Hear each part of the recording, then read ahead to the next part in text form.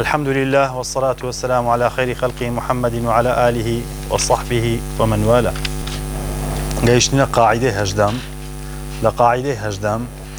قاعدة كمان هي القديم يترك على قديمه. قديم بقديمي خوي دمينيتو باشا بكوني خوي دمينيتو أو فرعك لقاعدة أصل بقاء ما كان على ما كان. هر فرعك لوي أو قاعدة لزور نموني بكرك أو رومان ناي بلام دتوانين نيشي بكينو بهندق نمونيتر أو قاعدة زياتر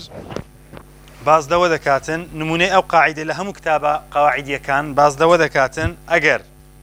خانويك آوي بناو تيباري تنصالة بو زيرانا كان در رويشت كابرا بريتن إيدي لمولا من نعلم أو بير ذا بروا ناتواني حقي أوينيا مادم أو بناو أو خانية يعني بناو باخي أو دروا لو يكتشكا تنصالوار رويشتي حقي منعينيا باشا أو نمونا زيادة دينو لو أو موضوعي بلى أو بناو باخي كيف دروا تبقى باخي تشتر لويني الريقري بكات مادم كو هاتي هروابوا باشا شرع بس شرع ذك بلى يان كابرايك دي مزرعيك ذكري عاردك ذكري بكات مزرعة عاردك أي شش دونما بلام لأن سيدونم كتا أو بري سيدونم كتا أو بري ريتش بنا وراسي دا دروا أو لوين يبرم شش دونم مكريا ريكي دقرم بتصار دوري من ري دروز بي نا قديم وهاتو دبي وابرو لودني الريقري لخرج بكي باشا أو قاعدة يعني مرزدار كلا بقاعدة دواي خوي قاعدة دواي خوي الضرر لا يكون قديما بلام اگر او شتيك لكونه مايتو شتيك بو زرري بخلق دقان ناي برم مادم هربو علي قرن بهروابي مثلا امن عاردكم هيا او لو عاردكي من دي بلام او بري خلق دادينو ناو عاردكي من ري خلق يمو كرتا كندران وازعازي كرديا ناي برم كاك لقديمو هروابو هرد بيوابي خلقك لو ان هي او كم ريغري ليبكن يعني ورا مصروفي ليبكن مزرعتي وادروس بك خلق زرر من نبي يعني او قاعده من هردا سيتوجه قاعده الضرر يزال هر كاتك شتيك زرري بعامه دغيان دبيلا بردري باشا زرر بعامه بگيندره دبيلا بردريت أو دو قاعدة كوتاي هنا بقاعدة أصل بقاء ما كان على ما كان الأصل في الأشياء الإباحة أو أنا همو قاعدة كان مرتبط بن بها شيء دقينا قاعدة نوع موضوع نوع لقواعد فقهية أيش قاعدة عامة لقواعد فقهية ده قلت ما قاعدة عامة كان الأمور بمقاصدها ونيا الضرر يزال اليقين لا يزول بالشك ونيا أو سي قاعدة عامة يشتر لقاعدة عامة كان من المشقة تجلب التيسير يعني سي المشقة تجلب التيسير مشقيتي قرصاتيك هبو لسر المكلف إلا درتيك هي بو أوي لسري آسان بكاتا آسانيك بو خوي رادة تشيشي كابرا بروجو دبي ونيا بلام كاتك كان خوش بو مشقة لسريانا تجلب التيسير إفتارة للمريض ونيا فليركو أنا أو قاعدة دليل أو قاعدة سيا سند آيات وحديث يكمان هيك دليل لسر أو قاعدة يكمان هلا لا براش يسلدو آخر صفحة قال تعالى يريد الله بكم اليسر ولا يريد بكم العسر ونيا لو آتيتك وقفتك انظر لإمام كان رأك بزردبي يريد الله بكم اليسر ولا يريد بكم العسر يعني والعصر إن الإنسان لفي خسر رأك تحقيقناكا كما نايدا قوردي خسر ونيا تصفير السينة بك رأكش تحقيق بك خسر ونيا عسر بلى ليركانج يريد الله بكم اليسر ولا يريد بكم العسر. وقال تعالى وما جعل عليكم في الدين من حرج. ونيا خواهي قورا آسان كاري لم قودي خواهي قورا ناوي أم قوتوشي إحراج بكا شتكتان بالكتان بخات السركة بيتان نكري. يريد الله أن يخفف عنكم وخلق الإنسان ضعيفا. خواهي قورا ديويل آسان كاري تان لوبكا چونك إنسان بضعيف دروس كرا باشا بسيارك ليرة داري خلق الإنسان ضعيفا. آيات يشترمان هي داري نا لا سر إنسان لسا خلق إنسان. ولقد خلقنا الإنسان في أحسن تقويم. اللي يدري أحسن تقويم اللي يدري ضعيفة أو دعاءات تعارض يانا لقيك دعاءات تعارض يانا أيك كان دري خلق الإنسان ضعيفا إنسان بضعيف دروس كرايا إنسان بضعيف دروس كرايا لروي جستي يعني لروي معنوي بله باشا بر اگر روی جستوی ضعیف نبی ویروس چی گزکو که اون دو که انسان تخدکه بتساويش نادي تري ونيا اللي يجري احسن التقويم احسن التقويم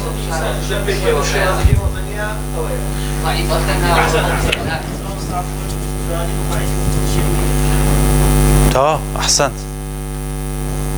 او تا احسن التقويم احسن للشكل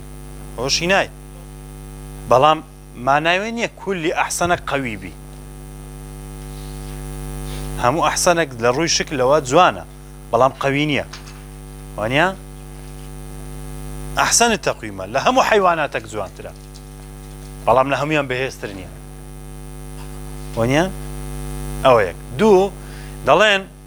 احسن التقويم في خلق وخلق الانسان ضعيفا في خلق اوشيان هيك نقول بس دكن هاردوير دكي احسن التقويم لروي شكليه سوفت وير دكي كالروح كعقل كضمير كاعتقاد بيرو باورا ضعيفه كنفس ضعيفه سك ان النفس لاماره بالسوء الا ما رحم الرب ونيا اويا فلير كانت تناقض نيه يعني تخصيص تعميمه يعني تفسيري زيا بهردو شيء تعارضك هردا جيل لا يكلف الله نفسا إلا وسعها باش لا أحكام تكليفي قلت ما أحكام تكليفي تنزورن الحرام مكروه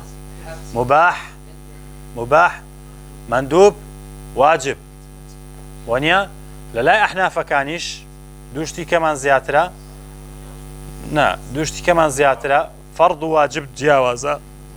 كراهية تحريمي لقى كراهية تنزيهي لقى حرام إيوان حفتة إمام ابن حزم قال التكليف دوا حرام واجب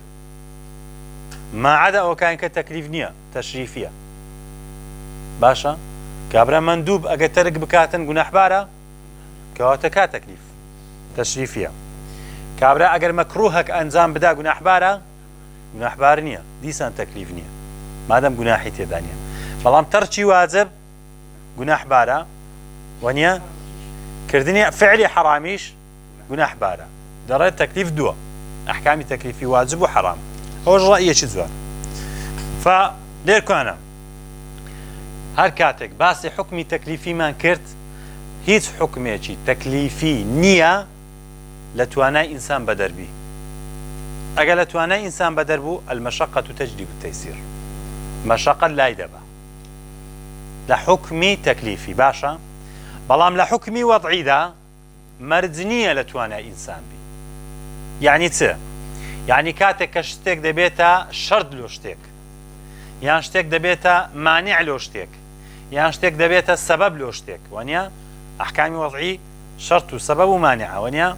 مثلا درين لا يرث القاتل كسك بابي خوي كوج ميراتي نادريتي میراثی نادرێتێ یان كتب عليكم القصاص قاتل دەبی بکوژرێتەوە حكمي قصاص حكمێکی تەکلیفیە یان حكمێکی وضعیە قصاص تەکلیفیە یان وضعیە وضعیە لەبەرەوەی کەسێکی کوشتیا لێ دەکوژێتەوە سەبەبێکەیە کە قەتلەوە نیە باشە قاتیلەکە کە ئێمە دەیکوژینەوە لە توانای وی هەیە ئەو حکومە جێبەجێ بکە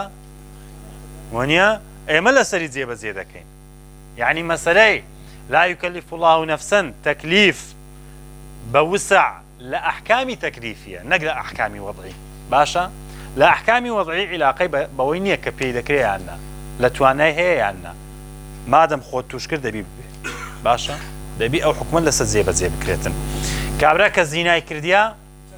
جلدي ليددين جلدك حكمية وضعية أجر تحاملي نكردو لبن جلدك مرت خوي ونيتي خوي تاب توبة لو أقسم على أهل المدينة لأبر لو أنا لو مرتبة بي لجير زردك مرد بلام خواهي قولة ديباتة بهشت ونيا حسب نيتي خوي بلام أولا سر إما تطبيقي أدلوها معالمنا بتاع حافظ قرآن تنهات سن نخبيك دبني لو لبر أوانا خويا ما عندي كرد وأن ليس للإنسان إلا ما سعى ونيا يسرى بلام لو كسك خوالو يسهل دكا كخواي قورا أو نعمتي دداته ونيا كخواي قورا أو نعمتي دايته بلى ولن يشاد الدين أحد إلا غلبه هيت كسك دين ناشرناك وقرسيناك وتنديناك إفراط وتفريط تداناك إلا بسر خوي زال دبيت نواز دينك ديني وترجيلك باشا كابرا إفراطي تدكا يعني تفريط يعني زور قرسي دكا زور تندي دكا يعني زور سهلي دكاتن حتى وكل باب عقيدة ده دوري نا ولاء دمينه نا براء دمينه نا حكم دمينه نا نص دمينه نا قطعيات دمينه هيج تقنا من للايقو باشا اوش بتساوي خوتان دي بينهم انا عشت زور لحد طرف فسددوا أي ألزموا السداد وهو الصواب بقرنوا له قرآن والسنة رجريان اللي يبكن بقرآن والسنة باشا فسددوا وقاربوا أجر نتاتواني أحسن شيء بكن أكمل شيء بكن تواوترين شد بكن قاربوا بقرنوا إلى الله ورسوله ما استطعتم فاتقوا الله ما استطعتم باشا الرجريان اللي يبكن بقرنوا له قرآن والسنة بقرنوا له الصواب برو إصابة برون الرجري لإفراط وتفريط بكا بلام أجنتواني بأكمل شيء بي فاتقوا الله ما استطعت ببيت وانا بقروا له لا إخوائي قولا وقاربوا باشا وقاربوا وأبشروا مجدبا خجمن بالثواب على العمل الدائم وإن قل ئەگە کردەیەکی کەمیش بوو بەڵام داوامەی لەسەر بکە باشە کاکە شەونێژت پێ ناکرێت نافیلەکان بکە تەنها فەرز مەکە کاکە پێ ناکرێت نیوە شتێ هەستی وەنیە ئێدەی وەرە نافیلەکان خۆ نیوە شەونێ ویترەکە بکە وەنیە لا يزال عبدي يتقرب إلي بالنوافل حتى أحب تاوكو من خوشم لي وەنیە شو نيجت بينك لنوافل بك وإن قل أجا كم يجبو واستعينوا بالغدو والروحة واستعينوا بالغدو والروحة يعني أي استعينوا على مداومة العبادة بإيقاعها في الأوقات المنشطة بالغدو والروحة أول النهار والروحة آخر النهار باش ايوه كردارك استعانة بكن بخواي قولا واعتصموا بحبل الله بقرن ولا إخواي قولا استعانة بخواي قولا بي للروجدة لبيانيان ولا إيواران ووقت يتشتري بتنها قوتيا وقت كي ترجل حديثكي وشيء من الدلجة سي شيء من الدلجة پێش ڕۆژ هەڵات پێش ڕۆژ هەڵات پێش ڕۆژ هەڵات کە دولجە ئەو وەختە وەختێکە کە مبارەکە لە ئومەت وانە بەڕەکەت و ئومەتی بەڵێ بەڵێ پێش بانگدان دولجە پێش بانگدان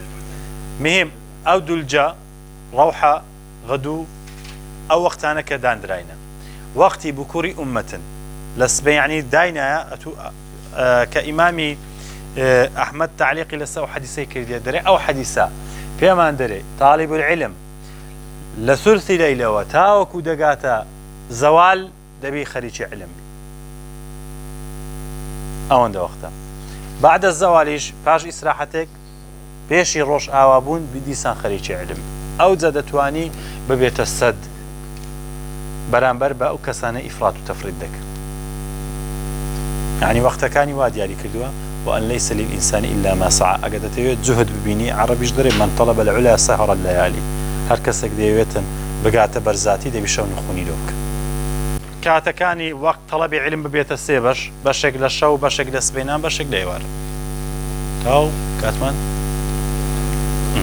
وصلى الله وسلم على محمد وعلى آله وصحبه وسلم